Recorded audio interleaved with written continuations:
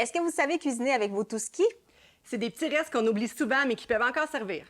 Restez à l'écoute, on vous montre comment faire des repas complets avec justement les restants du frigo.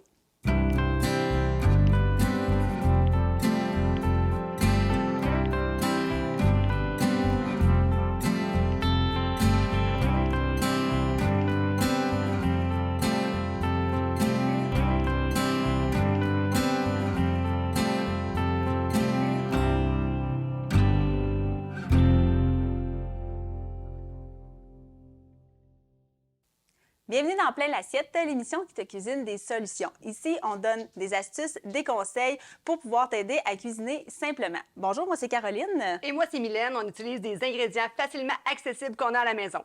Oui, alors aujourd'hui, en entrée d'émission, on vous a parlé de tout ce qui est tout ce qui reste dans le frigo. Moi, Mylène, ça peut vite devenir un Tetris dans notre frigo quand on cumule puis qu'on cuisine pas nos restants. Alors, c'est plutôt des traditionnels petits bols qu'il y a partout. On met tout ça à la fin d'un repas, petit bol, petit bol, petit bol, puis après ça, on dit, on fait quoi avec? On les jette? Non, surtout pas. On va vous montrer aujourd'hui comment utiliser tout ça. Oui, exactement. Alors, on va débuter avec un aliment qu'on peut justement vite perdre si on ne le conserve pas comme il faut, puis qu'on va être peut-être porté à jeter au lieu de le cuisiner autrement parce qu'on l'a mal conservé. Je parle ici là, du pain. Oui. On a justement ici, Mylène, tu peux peut-être prendre la miche de pain aux noix, justement du pain boulanger comme ça ici. C'est quelque chose qui peut venir vite sec quand c'est pas bien conservé. On a un pain là, qui nous a été remis par la boulangerie, le pain griffé, qui a une multitude de produits viennoiseries, mais surtout de la baguette et du pain comme ça. On ne veut pas gaspiller ça. Les gens qui préparent tout ça travaillent tellement fort, fait que ça serait de valeur de jeter ça parce que c'est un peu séché. Donne-nous des astuces pour pouvoir réutiliser notre pain qui a durci. Oui, parce que là, on parle de pain de boulangerie, mais aussi, on a souvent un reste de pain hot dog, un reste de pain burger, des croûtes de pain que là, on jette, puis on se dit... Ah, les fameuses croûtes que personne mange à la maison. Ici, coupable à la maison, c'est mon conjoint qui les mange. Bien, c'est chez nous aussi, c'est le conjoint qui se fait des sandwichs aux croûtes. Mais bref, si vous ne réutilisez pas les restants de pain, bien, c'est ça, c'est de les réutiliser. La base, c'est de faire des croûtons. Des croûtons, là, ça s'utilise partout. Ça peut s'utiliser dans des salades, ça peut s'utiliser sur un potage. Ça se mange même comme ça aussi. C'est super facile à réaliser. C'est là qu'on prend aussi nos petits bouts. Oui, je vais te sortir ce qu'il faut pour les faire cuire, justement. L'important que les croûtons, si on va avoir des croûtons qui sont croustillants, c'est d'avoir des croûtons qui sont d'à peu près de la même épaisseur.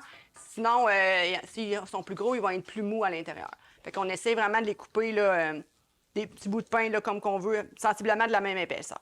Puis, au niveau pour les aromatiser ou la cuisson, tu suggères quoi? Filet d'huile.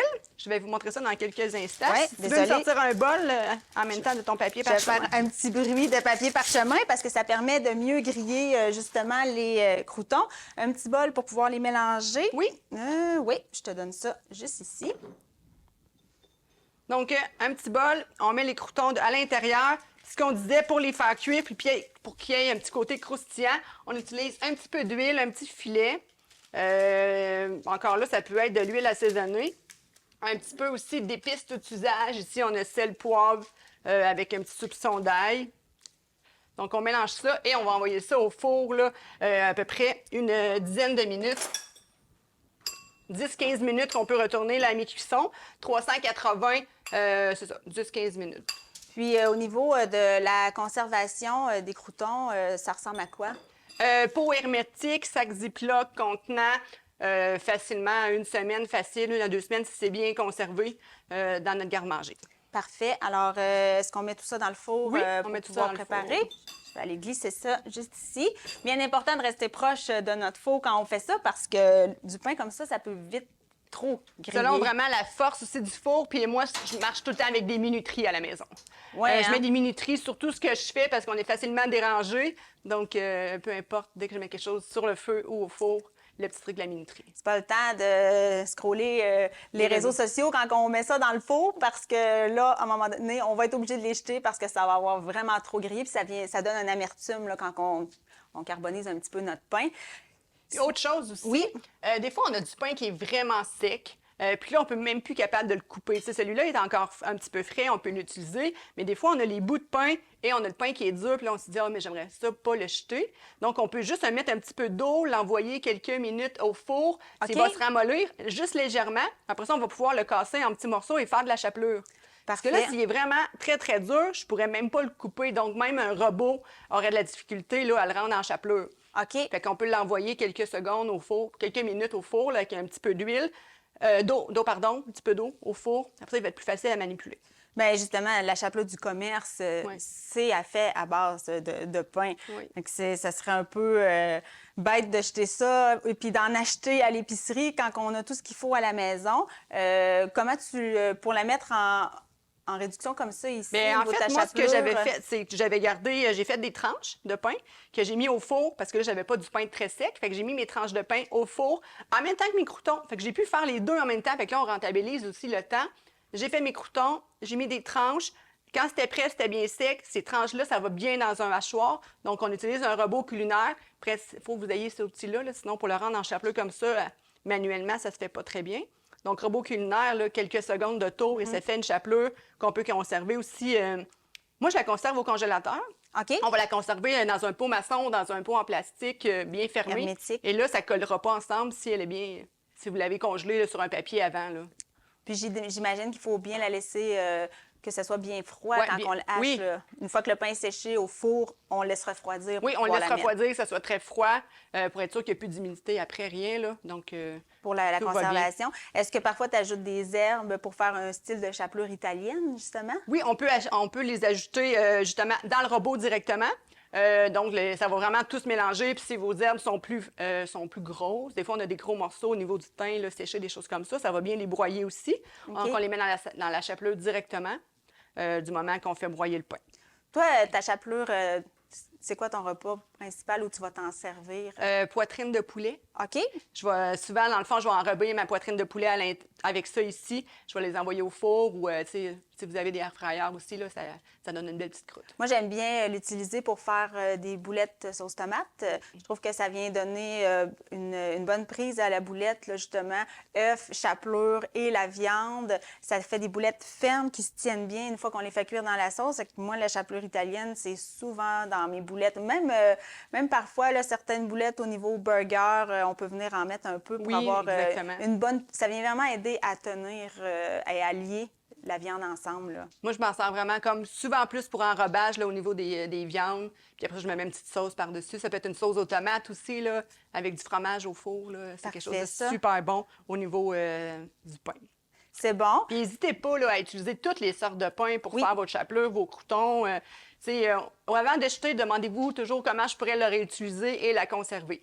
C'est sûr que si ça commence à être moisi et c'est bleu, on jette. Ouais. Mais du moment que si c'est encore vraiment, l'odeur est bonne, c'est juste ça qu'on transforme et on garde pour l'utilisation. Là. Oui, c'est ça. Et on pense à l'utiliser Oui. justement. Ensuite, au niveau des autres restants qu'on peut avoir, on a parlé dans d'autres épisodes un peu de meal prep, de la préparation en plus gros, ce qui amène des restants, justement. Alors, ici, on a du riz qui a été cuit pour un autre repas, mais qui nous est resté. Qu'est-ce que tu nous suggères de faire avec ça? Bien, moi, c'est un de mes repas préférés aussi, surtout l'été ou durant les périodes... plus que je travaille le midi, c'est des choses qui sont faciles à faire. Ça élimine tous les restants, justement, de petits restes de légumes qu'on ne sait plus quoi faire avec. Parfait. Donc, c'est les fameux pokéballs. OK. Les fameux bols repas, je trouve que c'est coloré. On peut mettre plein de choses à l'intérieur et on peut utiliser, justement, tous les restants là, qu'on a dans le frigo, là, que, justement, c'est un vide plat. Est-ce qu'au niveau du riz, on est mieux de l'assaisonner directement là ou faire la vinaigrette à part pour mettre dans le bol? Deux choses. Si ton riz, si c'est un riz blanc nature, on peut l'assaisonner directement dedans, rajouter des assaisonnements dedans.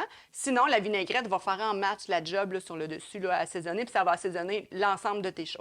OK, Tout dépendamment comment tu fais cuire ton riz là, juste avant. Est-ce que tu as envie qu'on en monte un tout de suite pour montrer comment ça peut être simple à faire? Est-ce que tu veux commencer par mettre le riz pendant que moi, Si tu veux bien me passer l'huile avec un vinaigre, vous pouvez utiliser un vinaigre de riz. Moi, ici, j'ai un vinaigre de vin rouge, le vinaigre balsamique, mais c'est beaucoup plus prononcé, un vinaigre balsamique. Alors, si vous n'aimez pas ce goût-là, allez-y plus par un vinaigre de riz ou un vinaigre de vin. Et on a nos petites épices ici. Vous pourriez utiliser des épices asiatiques pour pouvoir faire votre vinaigrette, mais sinon, sel, poivre et ail peut très bien faire. Habituellement, les vinaigrettes comme ça, Mylène, c'est un 2/3 huile pour 1/3 vinaigre ou un petit peu... Ben 2/3, c'est bien. Puis 2/3 d'huile, 1/3 de vinaigre. On peut même aussi ajouter un petit côté là, de citron quand on en a sous la main. OK. Sinon, ça va... ou du miel aussi, un petit filet de miel pour assourdir. Ça dépend ce qu'on veut donner comme goût là, à notre poké. Là. OK, parfait. Fait que ça, ici, Là, on les fait avec de l'huile, mais on pourrait aussi se servir juste d'une mayo épicée, une mayo cajun, des choses comme ça aussi. Tout dépend de vos habitudes alimentaires puis ce que vous avez dans le frigo. OK, parfait. Puis au niveau des légumes et protéines, je vois que tu as rapproché des œufs à la coque qui avaient été aussi cuits pour les boîtes à lunch. Tu vas t'en servir pour mettre ton poké? En fait, il faut quand même que ça soit complet. Dans le fond, on veut que ça soit un repas qui est nutritif, puis que ça te garde bien, que ça soit varié. Donc, on met des œufs, qui va être notre protéine, des petits, dans le fond, des petits juliennes ou des petits bâtonnets de légumes. Là, ça va faire quelque chose de coloré aussi, puis ça va te donner ta portion de légumes. Oui. On utilise vraiment les légumes qu'on a sous la main au frigo. Ça peut être les légumes un petit peu plus ramollis aussi. Avec la vinaigrette, là, tout va bien se mélanger ensemble. Oui, c'est ça. Puis, on essaie de faire des portions, une bouchée, là. Oui. D'avoir les légumes un petit peu plus, justement, comme ici, là, en julienne. Ici, il nous restait de la carotte râpée d'un autre repas. Puis, amusez-vous quand vous montez vos assiettes comme ça. Même si c'est des restants, ça n'a pas besoin d'être garoché dans l'assiette. On mange beaucoup avec nos yeux. Alors, amusez-vous à faire vos assiettes avec un petit peu d'esthétisme. Puis, ça n'aura même pas l'air que c'est justement là, des restants là, qui ont été là, utilisés. Fait que dépendant de ce que vous avez. Puis là, ici, ben, on va pouvoir venir napper un peu. Puis, tu sais, on a les fameux avocats, là. On dirait qu'ils mûrissent tous en même temps. Oui. C'est comme tu en achètes plein, tu veux vraiment les conserver, mais finalement, ça vient que les 5 sont prêts à conserver en même temps. Fait que souvent, moi, je vais me rajouter peut-être un demi-avocat ou un quart d'avocat dedans en petits morceaux. Fait que je peux me servir de ça aussi, l'avocat, au lieu de me faire une vinaigrette maison. Fait que ça va rendre quelque chose d'un petit peu plus crémeux. Tu peux faire un genre de guacamole sans mettre les épices nécessairement dedans, mais juste écraser l'avocat et ça va permettre de lier le tout, là. Les idées, il y en a plein. C'est vraiment d'être créatif avec ce qu'il y a dans votre frigo. Puis ça vous donne vraiment un repas là, qui est plein de couleurs. Oui, puis on a à côté de notre pain ici une autre chose qui peut être utilisée pour faire des repas, pour passer les restants, c'est la pizza, mais sur une tortilla. Oui. Fait que ça aussi, on va sortir une assiette pour la monter. Qu'est-ce qu'on a comme restant, Mylène, pour pouvoir Bien, moi, je faire pense qu'aujourd'hui, on pourrait la faire avec une petite base de tomates. On aurait du poulet et du fromage. Fait que ça ferait quelque chose de vraiment très complet, puis ça se mange super bien. Une petite pizza comme ça, maison, là, c'est bon pour une personne, puis ça se mange facilement. Même les enfants peuvent manger ça avec leurs doigts, là. Oui. Ici, j'ai de la pâte de tomate. Ça peut être une sauce de tomate ou si vous avez une sauce du commerce qui est dans le frigo. Mais moi, souvent, la pâte de tomate, c'est un truc, j'utilise pas la canne au complet, puis qui finit par rester dans le frigo ou la perdre. Fait que j'aime l'utiliser pour faire ma base de sauce à pizza avec des herbes dessus.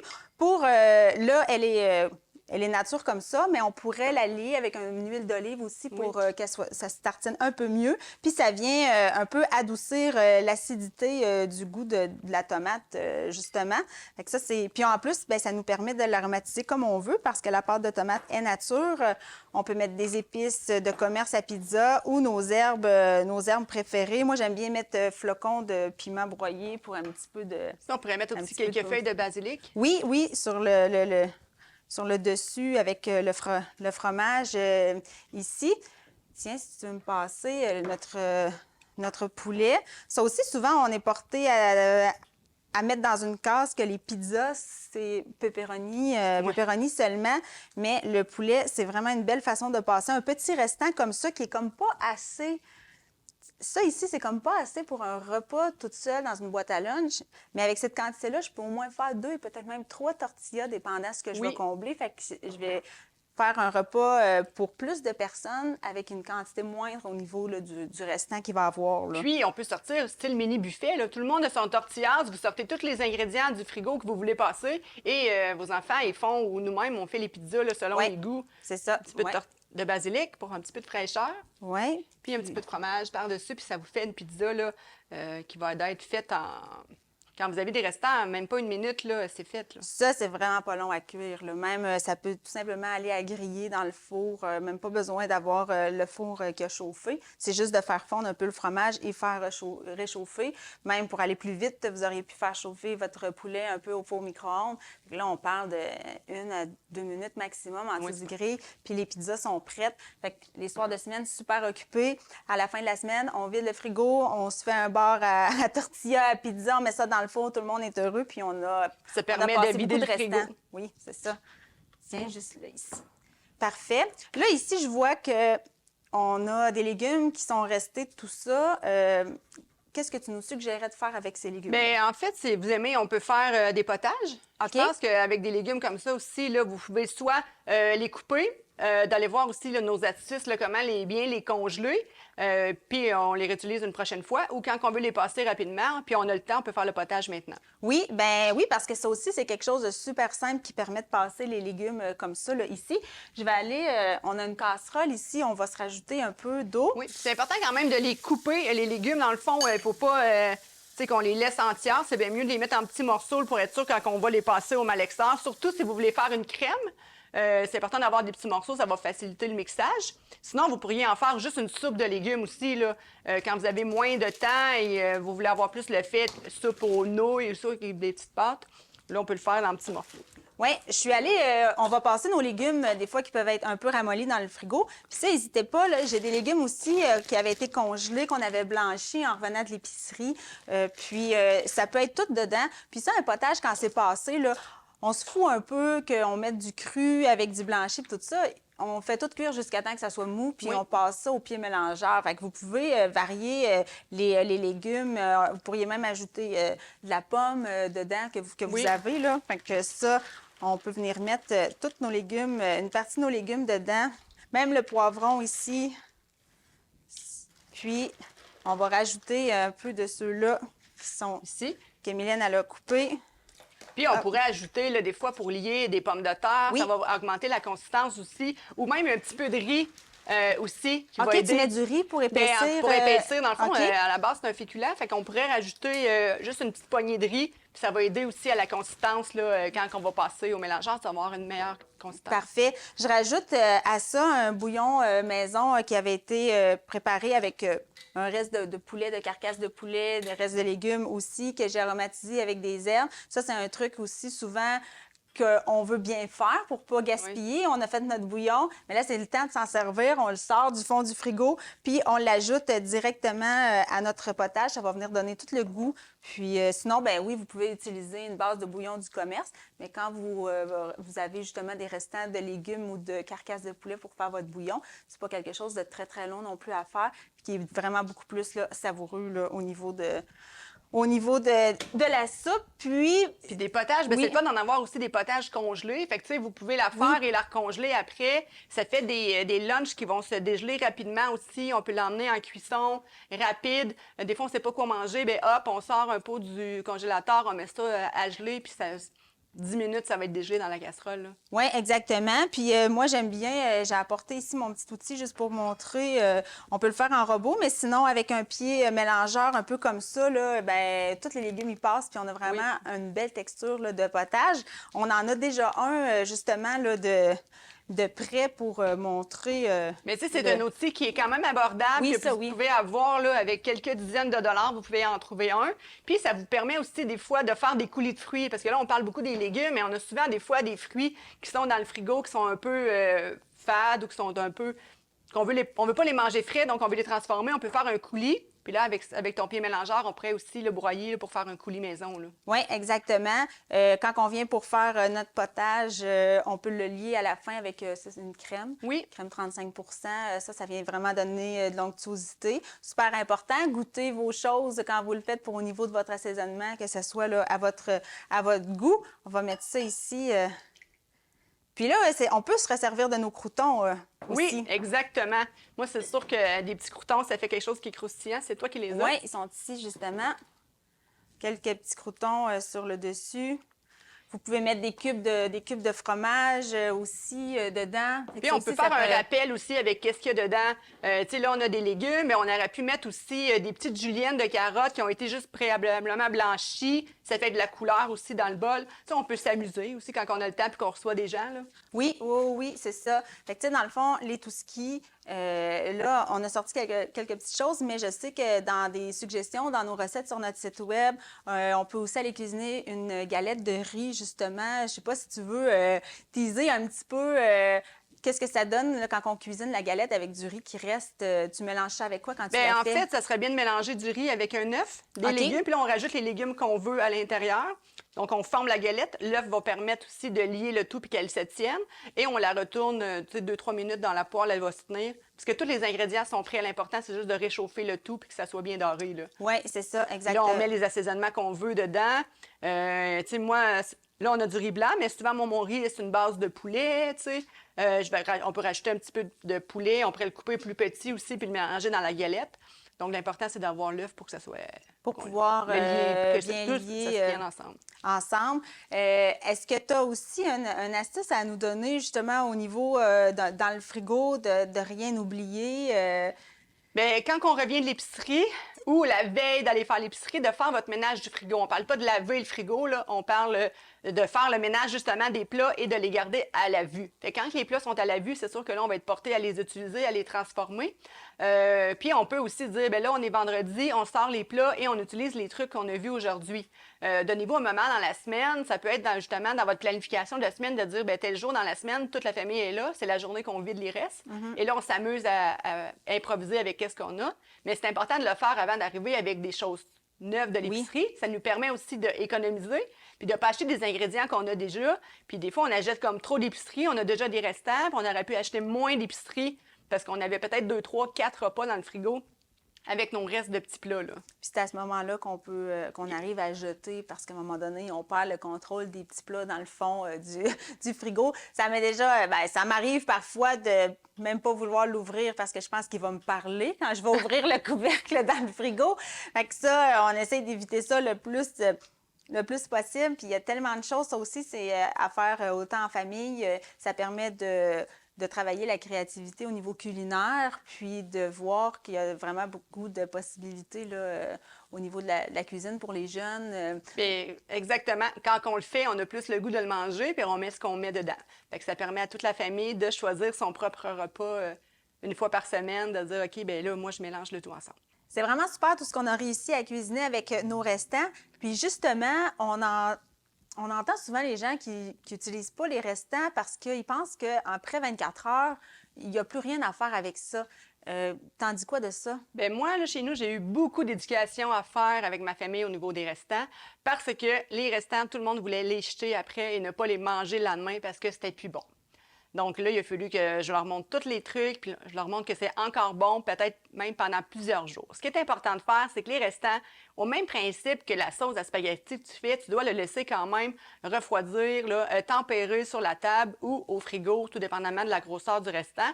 On le baisse en température, on le met dans des contenants hermétiques pour pas que l'air rentre dedans et on peut les manger là, selon le restant, 2 jours, 3 jours, 4 jours. Du riz comme ça, là, ça peut rester 1 semaine au frigo facilement. Donc, tu sais, c'est important de ne pas jeter et de faire un peu d'éducation avec votre famille, vos enfants. C'est la même chose aussi, on pourrait en parler une autre fois, des dates de péremption. Oui, là. oui. Une grosse éducation à faire avec ça aussi. Puis là, tu parles de tempérer, mais ça aussi, il y a un temps à respecter. On ne laisse pas ça sur le comptoir 4 heures de temps. Non, il faut laisser ça peut-être le temps qu'on mange, un petit peu après, on range. Sinon, on peut, quand c'est un petit peu refroidi, on peut juste l'envoyer au frigo avec pas de couvercle, exemple, dessus ou pas le saran wrap immédiatement. Donc, il faut s'assurer que même à cœur, comme ici, le bol, par exemple, il ne faut pas qu'il soit froid juste à l'extérieur, il faut qu'il soit froid aussi à l'intérieur. On peut juste peut-être le mélanger pour le faire refroidir un petit peu plus longtemps. Et ensuite, on peut l'envoyer, on le couvre bien. Puis on s'en sert là, quand on a besoin. Mais il ne faut pas le jeter le lendemain. L'important, c'est de le prendre, de le sentir, de le regarder, de l'analyser avant. Fait que si vous voyez que l'odeur, bien là, ça ne fonctionne plus, là, on peut jeter. Mais avant ça, quand ils sont dans votre face au frigo, vous les voyez plus souvent, donc ça vous permet de les regarder, les analyser. Oui, bien, c'est des très bonnes astuces parce que justement, ça peut nous aider à planifier nos restants aussi. Oui. On parle souvent justement de planification, de menu de semaine. On n'est pas obligé de faire nécessairement une nouvelle préparation ou nouvel aliment à chaque jour. Parce que, comme on dit souvent, avec certaines bases, bien, si on est capable de faire au moins 3 autres repas avec, bien, c'est là que les restants, c'est fini que c'est plus des restants. Non. Parce qu'on va les prévoir dans notre menu de semaine, puis ça va aussi alléger parce que, bien, on va se servir du temps de cuisson une fois, qui va, après ça, va servir à réchauffer, dépendant de ce qu'on décide de faire. Parce que justement, si on regarde tout ce qu'on a cuisiné durant l'épisode, surtout là, au niveau de la pizza, juste ici, vous avez vu, c'est vraiment pas long à préparer. Là, puis on leur a dit, c'est quelque chose de passe-partout qu'on peut passer plein Puis on peut de varier choses. avec tout ce qu'on peut mettre à l'intérieur là, dessus sur la pizza. Là. Oui, Fait que c'est quelque exactement. chose, ça, c'est souvent des restants de frigo. Sinon, on a parlé aussi des fameuses croûtes de pain. Oui. Le sac à pain qui reste les croûtes ou les petits bouts de pain frais qu'on a achetés, que là, ils sont rendus secs 2-3 jours après. Donc, on a dit qu'on peut les transformer en croûtons, même en chapelure. La chapelure, elle se conserve des mois au congélateur. On le dit, ça peut vous en servir là, juste quand vous en avez besoin. Oui, puis maintenant, vous avez l'astuce pour plus laisser les fonds de croûte dans le fond du sac. Sortez-les au début pour les garder pour vos croûtons. Une salade César, là, faite avec des croûtons maison, là, c'est tellement meilleur. Là. Oui. On vient chercher le croustillant qu'on veut. En plus, on a un pain un peu aromatisé comme on avait ici avec des noix. C'est parfait là, pour pouvoir faire dans notre salade César. Là, ici, toi, tu as fait un de tes repas coup de cœur, présenté le poké qui peut être fait avec aussi... Moi, je mets beaucoup d'avocats à l'intérieur. Souvent aussi, ça peut être des restes de poisson qu'on a au frigo qui n'ont pas servi la veille. Moi, c'est vraiment mon bol tout ski. Oui, hein, c'est vraiment passe-partout. Moi, j'aime beaucoup le potage qu'on a fait. Moi, j'en fais avec toutes sortes de légumes, que ce soit carottes. Comme je disais, des fois, je rajoute des fruits. J'ai déjà rajouté de la poire aussi dedans. Je trouve que c'est vraiment un passe-partout. Et aussi, c'est un petit truc pour faire manger plus de légumes à la famille. Oui. Parfois, ils sont moins tentés à croquer ou avoir des morceaux de légumes mélangés comme dans une sauce, mais dans la soupe, on n'y voit que du feu. Fait que ça nous amène à vous encourager à le faire cette semaine pour notre défi de la semaine où que vous allez pouvoir aller partager sur les réseaux sociaux de Masquinongé Média. Utilisez vos restants, prenez des photos puis partagez avec la communauté. Oui, on a hâte de voir vos préparations. On vous remercie de nous avoir laissé entrer dans votre cuisine aujourd'hui. Et on se dit à bientôt dans Plein l'assiette.